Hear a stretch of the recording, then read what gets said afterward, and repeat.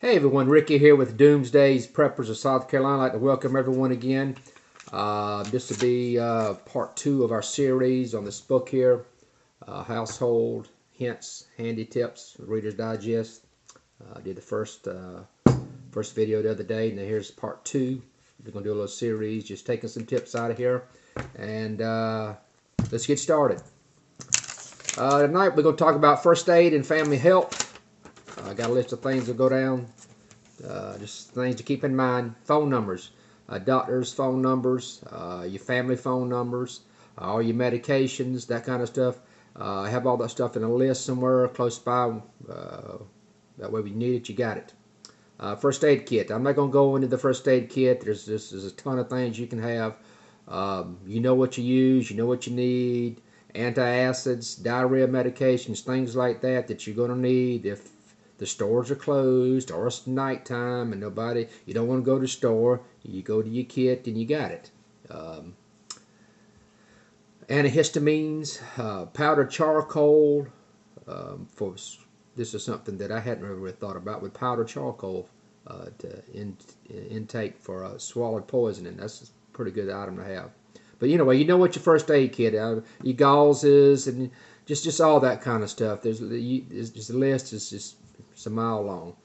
A couple other things you might need to learn: how to take someone's pulse. An adult's pulse should be 60 to 80. This is just going by this book here. I'm no expert. Adults 60, 80 per minute. Child 10 years and up, 80 to 90 beats per minute, and a newborn baby 140. You know how to check your pulse? Right underneath the jawbone, right here. Right there, and right here on your wrist. Count it for 15 seconds, multiply that times 4, and that's the number you come up with. Flu. It's flu season. Take all precautions. Sanitizers.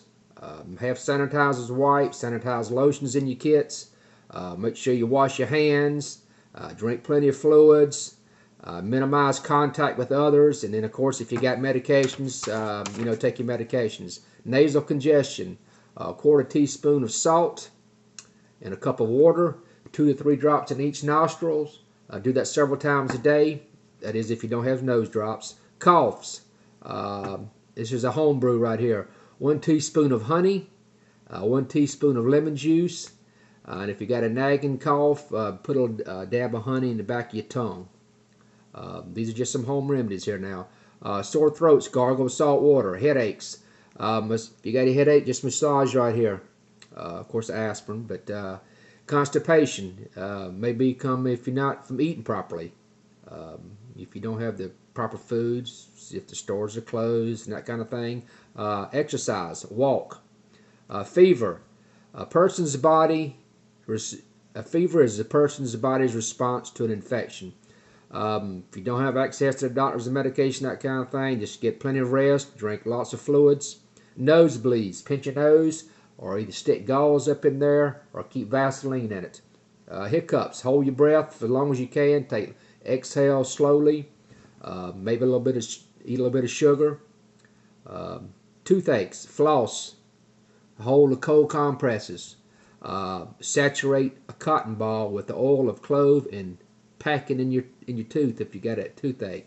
If you got ice, apply ice, or get a piece of ice and put right here. That's what acupuncturists do for toothaches. So if you got a piece of ice, put that ice right here. Couple more things here. Moving right along. We're about finished for tonight. Like I said, toothache, aspirin, rinse with baking soda and warm water. Blisters, if you get a blister, never pop it because you don't want to get infection. That's one thing that those doctors around, you don't want to get infected. Keep it clean, keep it wrapped with gauze and tape. You don't want to get no infection because that could be bad news if it's 2 or 3 weeks before you get to a doctor.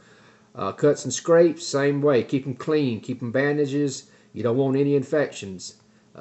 That's one reason you need to beef up your first aid kit with gauzes, alcohol, that kind of thing. Hydrogen peroxides, that kind of stuff. Bleeding, apply pressure wherever if you can elevate it, elevate it. Tourniquet is one of the last things you want to use, though, because that can use that only if it's real emergency, because that could be more dangerous and helpful. Well, we got 5 minutes. That's my limit. I'll try to keep them under 5. Anyway, remember we're on Facebook, YouTube, Twitter, and Google+. My next one is going to be a part 3. We're going to focus more on first aid and family health. I still got a lot of things to cover. That's it. See you next time, guys. Thanks.